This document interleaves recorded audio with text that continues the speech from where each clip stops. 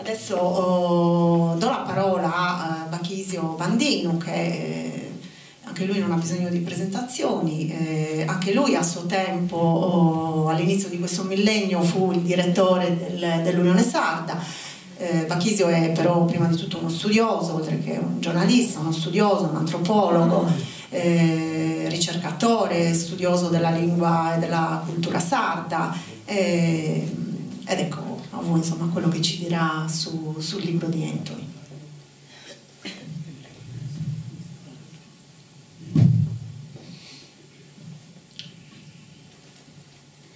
Ma il giornalismo è essenzialmente fare cronaca, cioè raccontare l'evento per come accade, coglierne l'identità del fatto e saperlo raccontare. È un rapporto triplice: il giornalista, il fatto e il lettore.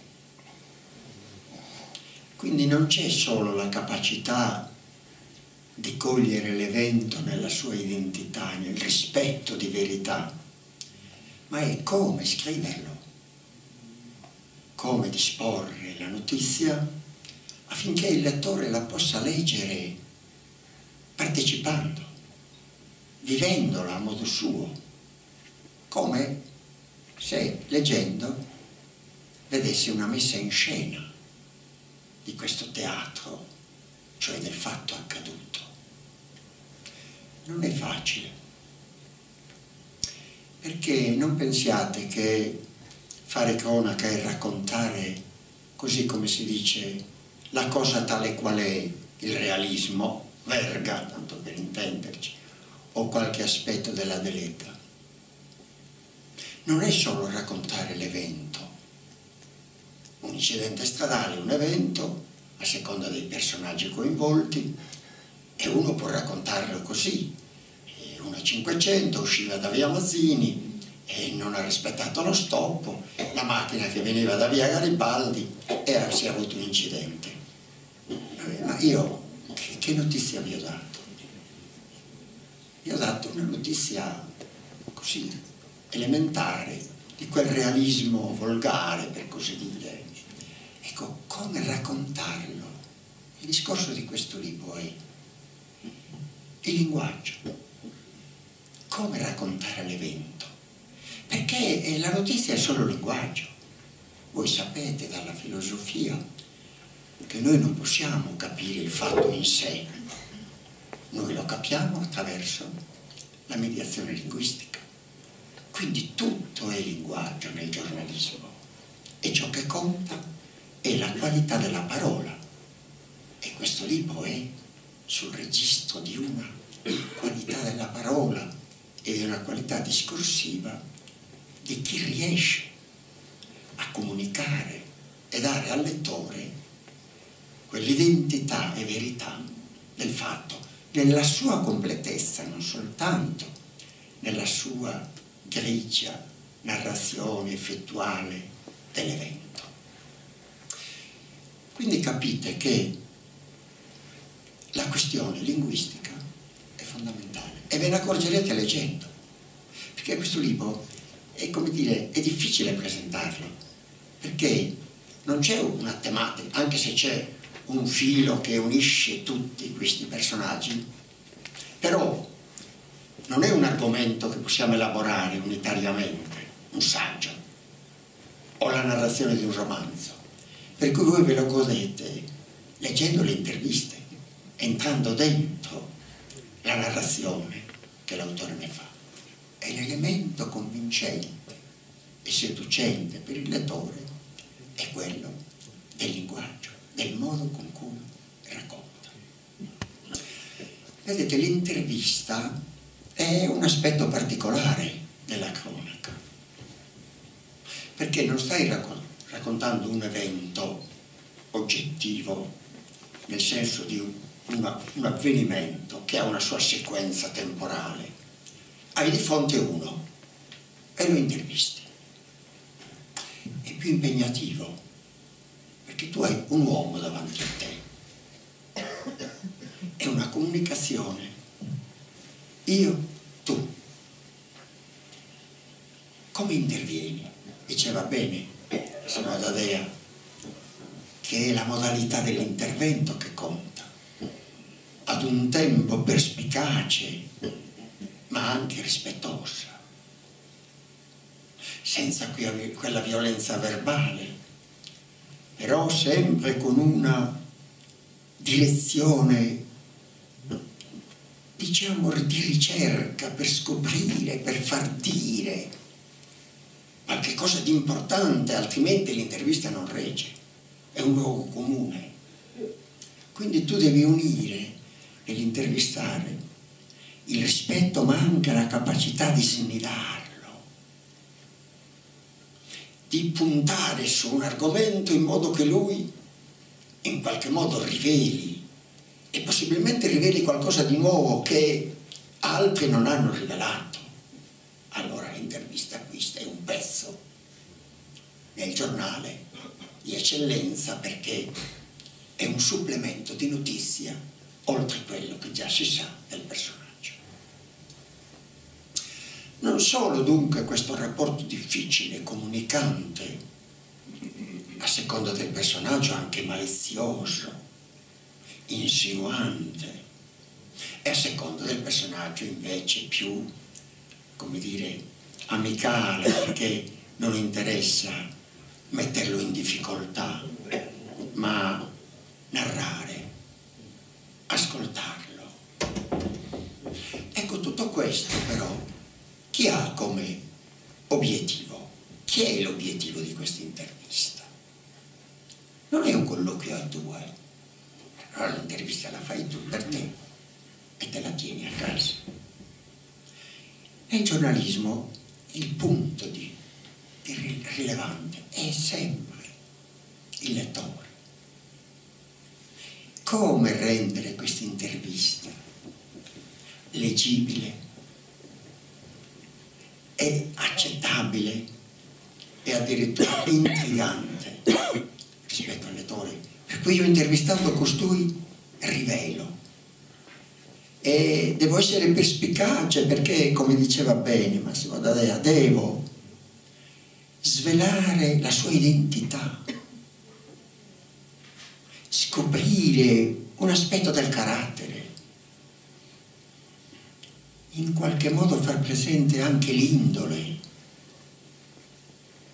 oltre che scoprire il pensiero, se è un politico il pensiero politico, se è un calciatore la dimensione sportiva, se è un cantante il suo rapporto tra vita e spettacolo. Quindi interessa molto anche cogliere tutto ciò che è identità del personaggio, e ciò che mi ha colpito in questo libro è l'identità del personaggio e ancor più la contestualizzazione. Voi notate nel leggere qualunque di questi personaggi che è sempre contestualizzato, addirittura alcuni in una narrazione lunga, per cui c'è una segmentazione del tempo, avendolo incontrato più volte, potete seguire la narrazione vera e propria e attraverso gradienti differenti arrivate alla fine ad avere un quadro completo, per cui dite: lo riconosco, adesso lo conosco abbastanza per quanto l'intervista è riuscita a donarmi. Vedete, non è difficile, perché a seconda del personaggio non conta soltanto il voler sapere, che il giornalista che intervista vuole sapere, e beh, a che lo intervista, ma a seconda dei personaggi interessa anche l'ascolto dell'intervistato come notizia da comunicare. Voi pensate, iniziate dalla prima, l'incontro con il Papa, con Francesco. C'è una narrazione, diciamo che è un romanzo breve, diciamo un racconto lungo, che si articola temporalmente come ogni narrazione segmentata secondo dei momenti, negli anni addirittura, perché già lui aveva scritto un libro su Papa Ratzinger e quindi aveva un retroterra esperienziale che lo portava in successione al Papa successivo.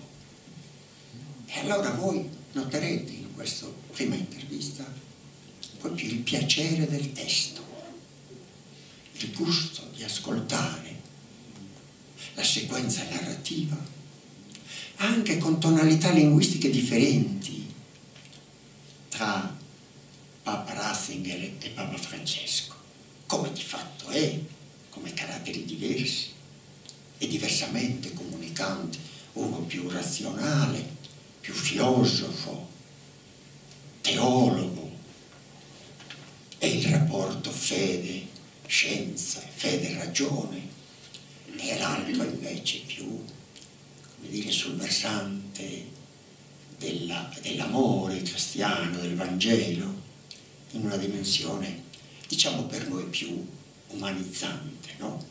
E questo voi lo potete cogliere. Ma io vorrei anche farvi percepire questa narrazione, in modo che non rimanga soltanto un mio discorso, ma un invito a tuffarvi. La mattina del 12 arrivai in piazza San Pietro molto presto. Volevo trovare un posto buono all'interno della basilica per la messa proeligendo pontefice, che anticipava i sigilli della porta di accesso alla Cappella Sistina. Subito dopo il tradizionale extra omnes. Mi premeva vedere i visi dei cardinali, che sarebbero entrati in processione, scrutarne le espressioni, fotografarle, provare a leggere la concentrazione sui loro visi o vivere la fortuna di incontrare lo sguardo di quello che sarebbe poi diventato Papa. Ecco, vedete la dimensione dello sguardo per cogliere. Riconobbi quasi tutti i favoriti. Scola era scortato dai suoi fedelissimi. Il mio preferito era Ouellet, come si legge? Ouellet, che cos'è? Australiano? Canadese. Passò tra gli ultimi proprio dalla mia parte. O'Malley mi sembrava il più sicuro di sé, Erdo il più sorridente, Dolan il più tronfio. Vedete già, questa è cronaca, ma è cronaca visiva con l'intenzionalità di carpire chissà di questi chi sarà, perché questi erano i papabili. E a Dolumanno suo narata, sono sincero, non vidi, non riconobbi, non fotografai Bergoglio. Beh, è sempre la sorpresa tipica, no? Di questi cardinali che entrano papi e ne escono e rimangono cardinali. E così, vedete, cioè, volevo che entriate nel merito della narrazione cronaca attraverso il linguaggio, perché io questo lo potrei raccontare diversamente. E allora era in piazza San Pietro, come te ne contano, certo, no? E per entrare nella basilica, nella Cappella Sistina, e me li guardavo questi che passavano. Vedete come il linguaggio cambia, cioè il fare cronaca non si creda che tanto quello è successo, dillo come vuoi, e no, tu non fai cronaca vera se lo dici così a conto tuo, devi cogliere, perché la cronaca chiede che tu intervenga col linguaggio in modo pertinente al fatto, cogliendo nella profondità dell'evento. E ancora, quando si è affacciato, ricordate, chi non lo ricorda quell'episodio, sentite, restò immobile Papa Francesco, in silenzio. Questo mi mise a disagio. È lui che parla, è il giornalista che parla. Sente un disagio di questa immobilità del Papa, di questa pausa di quel silenzio che è eloquente ma che ancora attende, come dire, la manifestazione, l'epifania. Restò immobile, in silenzio. Questo mi mise a disagio. Mi sentii imbarazzato per lui. Questo ci dice del sentimento che uno sta provando. Altrimenti il cronista freddo cosa dice? Aspettavamo che parlasse, via. Posso che me ne importa. Sembrava che non trovasse la forza per iniziare a parlare. Nemmeno uno straccio di saluto, non un sorriso, non una benedizione. Forse commosso, impietrito, eppure col viso sereno. Il maxi schermo alla mia destra me ne mostra distintamente i tratti. In piazza nessuno fiata. Cari fratelli e sorelle, buonasera. Ancora un attimo di esitazione, bella questa pausa, perché commenta buonasera, ragazzi, con panza desordato. Ancora un attimo di esitazione e poi un boato. No, ecco, vedete, e ancora. Voi sapete che il dovere del conclave era quello di dare un vescovo a Roma e sembrava che i miei fratelli cardinali siano andati a prenderlo alla fine del mondo. Ma siamo qui.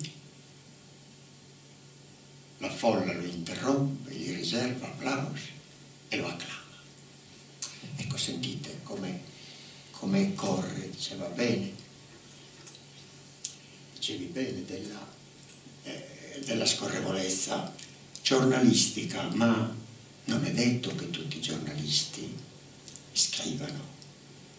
In maniera scorrevole sì, ma a volte è troppo scorrevole, l'assinata, Jarreum, no? E invece qui il linguaggio è sapiente, quindi il linguaggio è che davanti all'evento io uso lo strumento comunicante di un certo stile. Lo stile, fondamentale in un giornale, in una scrittura, trattandosi di un messaggio linguistico, è lo stile. Lo stile che cos'è? È l'identità della persona, del giornalista. Per cui tu quando inizi a leggerlo possibilmente lo riconosci. Se sei un lettore di quel giornale e non vedi chi è l'autore, per dire, e inizi a leggere le prime due o tre frasi, se veramente ha uno stile, tu subito riconosci che è quello e non un altro. E l'ho notato questo nei vari personaggi a volte, questa continuità narrativa con punti di attenzione particolari in cui lui, sentendolo fortemente, questo aspetto che sta trattando, ha espressioni che sono al di là del narrare stesso come informazione, come se stesse parlando a se stesso e comunicando un suo sentimento. Vedete, il realismo puro non esiste. Anche Verga, quando usa la metafora della mano per la famiglia, e il capofamiglia è il pollice, senza il pollice la mano non aggancia. E usa una metafora, sì, carnale, corporea, però anche il realismo. È dentro un linguaggio di narrazione dove la soggettività dell'autore, e in questo caso del giornalista, è caratterizzante. Però, mentre nella prima presentazione del Papa il discorso è come, io l'ho vista come una linea ondeggiante, perché narra di tanti momenti, di pre, durante e post, ed è ondeggiante anche a seconda dei due papi, a seconda degli eventi. Invece, per esempio, l'intervista successiva per Renzi è una linea spezzata, perché il personaggio è quello. Ha colto bene, voi ve lo immaginate, una narrazione ondeggiante, morbida, flessuosità umana, no? E anche di dolcezza sentimentale, e no, il personaggio non si presta, il personaggio è tagliente, e quindi il linguaggio che tu usi, e questo è lo stile, ha un altro modello narrativo che è fatto di piccole contrapposizioni, di insinuazioni, di tagli, e di cogliere, per esempio cogliere, spesso accade in questo libro, in cui Antonio Moroni coglie la diversità tra recita e autenticità, cioè di quando tu reciti al pubblico. Lui nota che Renzi, quando è la telecamera è frontale, lo riprende, come dire, entra in un ordine espressivo alfa. In un momento di pausa in cui non è ripreso, in un momento o dietro le quinte, o comunque in un momento di rilassamento, invece è assolutamente diverso. È quasi indifferente, mezzo distratto, sta guardando il telefonino, appena riprende immediatamente è come se ricaricasse. Adesso io sono un uomo pubblico e devo intervenire secondo un modello comunicante, affascinante se è possibile. E questo lo potete notare lungo questa unità di pensiero e unità di linea narrativa, è però giocata in diverse tonalità a seconda del carattere del personaggio. Per cui se intervista un cantante, un cantautore come Guccini o come Morandi, non fa tanto un discorso, come dire, musicologico, perché quello lo conoscete per eccellenza, due grandi della musica leggera, ma si dispone ad una comunicazione con l'uomo e dice di come l'immaginava diverso, di come interviene una comunicazione quasi, per quanto improvvisata, amicale. E il linguaggio si dispone su questo versante di timore all'inizio e di confidenza e di fiducia in seguito, a mano che si arrivano caentata. Ecco, tutto questo chiede, come dire, un sapere e una disponibilità interiore comunicante tra io e il tu che hai davanti e il terzo che attende, che, ripeto, è il lettore.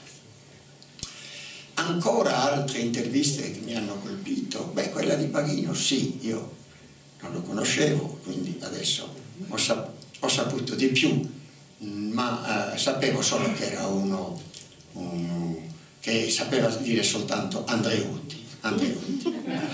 Andreotti, lui era il braccio destro e sinistro e anche qualcos'altro di Andreotti, per cui non me lo tocchetta se Andreotti, Fanfani, no, serie B, C, D, Andreotti, tanto gli è buono su Mariano. E quindi mi meraviglia che questo Andreotti, che è l'astuzia personificata, la volpe, e invece Baghino forse non era un tipo, o lo era così astuto, no, forse era uno, perché chi si innamora così in genere non è uno che filtra in maniera paritaria, parità di astuzia col personaggio in cui si medesima, ma diventa come dire, un apostolo, no? E per lo più accade così negli incontri. Però mi fa piacere aver ascoltato che aveva sviluppatissimo il senso dell'ironia, le battute. Anche dell'autoironia. E anche dell'autoironia. Beh, questo insomma, sapete che io l'ho rivalutato, il succhero che sia, per cui va bene. Altra è quella di Soro di intervista mi è parsa un po' come se Anthony fosse scansando alcune, insomma, come denaro, naeggio, ma non naeggio, si prestava il personaggio per una, no, ma invece esti un poco tremesannesila, insomma, no? E cioè sì, coglie tutti gli aspetti necessari dell'intervista, però non lo prende di petto, né di petto, né di mente, è come un intrattenersi tremesanesi, il verbo sardo, non so come tradurlo in italiano, ma è così, in un atteggiamento carculante cosa. E invece è molto interessante altre interviste, per esempio quella di Peppino Pes. Anche a me è capitato di incontrarlo e di parlarci con Paolo Bellocchio, mi ricordo, a Sedilo. E beh, è una dimensione umana profonda. Vabbè, lui già lo conosceva da tempo, aveva già scritto su di lui, quindi era il personaggio, era il giornalista più adatto a parlarne in sostanza, anche per una, come dire, amicizia vera e propria, e poi in zona, diciamo, per cui coglie l'umanità profonda di questo personaggio e lo stuzzica anche un po' su argomenti non pertinenti agli eventi, ma per esempio sul versante dell'eros e delle donne si innamoravano di Peppino Pes e quindi cerca di introdurre quello, ma Peppino Pes gliele brucia queste domande, dice no, succede, non abbocca molto, mentre lui insiste cercando di farlo parlare su questo argomento, che era un tema simpatico, ma anche questo ci dice di come in un autore, di come in un personaggio tu devi cogliere tante sfumature per poterlo, come dire, una statua tu la cogli bene, si giri attorno e ne cogli la sua dimensione a 360 gradi, in modo che di quel personaggio arricchisci proprio il carattere, arricchisci, rendi più ricca la personalità, perché una personalità non è solo bandito, o una personalità non è solo detenuto, ma è seminarista,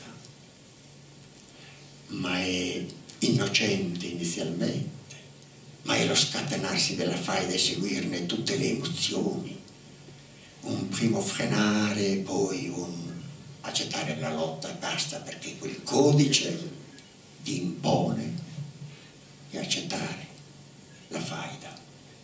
Ecco, cogliere tutte queste cose per un cronista è fare cronaca vera, contro quell'opinione che la cronaca è soltanto la nudità del fatto, come molti tendono a difendere.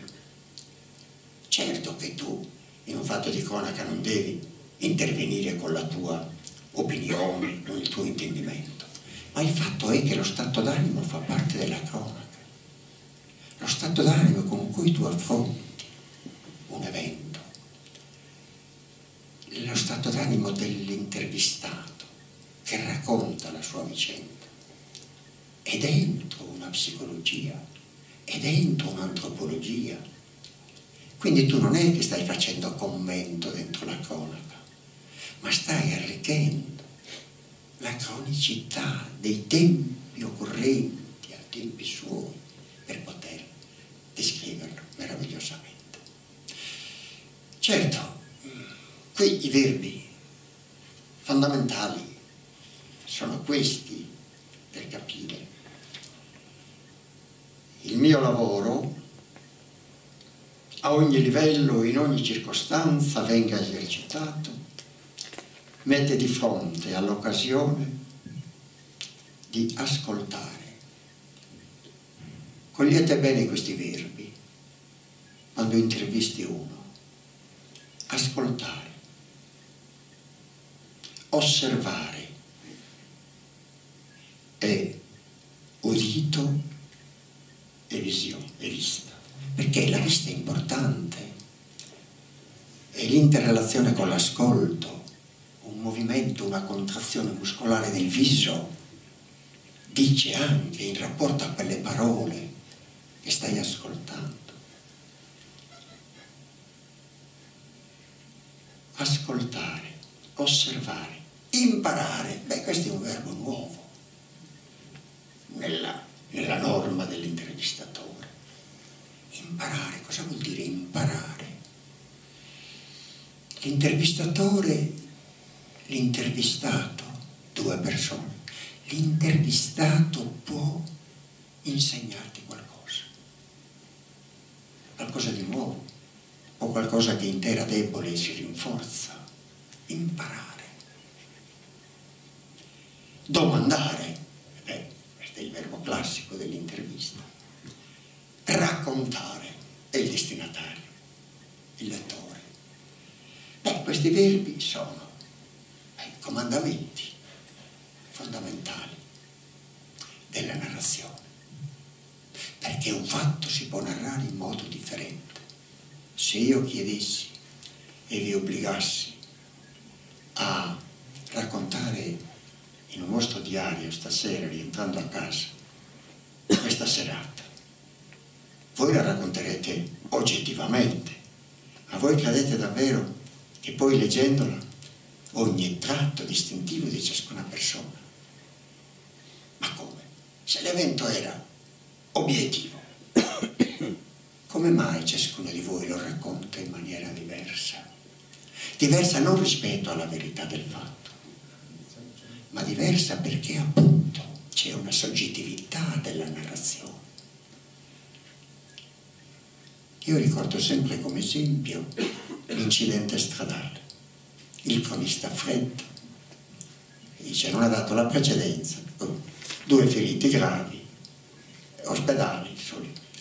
Voi pensate ad uno che ha iniziato così, siccome era un personaggio importante nell'incidente e soprattutto era un ragazzo di 18 anni, ma già quotato, una perdita inesorabile, e inizia. La morte attendeva all'angolo tra via Garibaldi e via Mazzini. No, questa non è cronaca, su. Non ti è concesso di fare questi discorsi. Guarda che la morte non attendeva proprio, non ha rispettato lo stoppo. Vedete la differenza tra il realismo volgare, non lo uso in senso dispregiativo, volgare, e invece la commozione per quell'evento, per quella giovane vita, per quella promessa, per quella speranza di ragazzo 18enne, 20enne. Ecco quindi come in questo libro voi trovate tonalità differenti lungo la stessa linea di inchiesta e di ricerca, e ognuno vi si presenta, da Gigi Riva, ultimo, al Papa, secondo una sua identità. Questa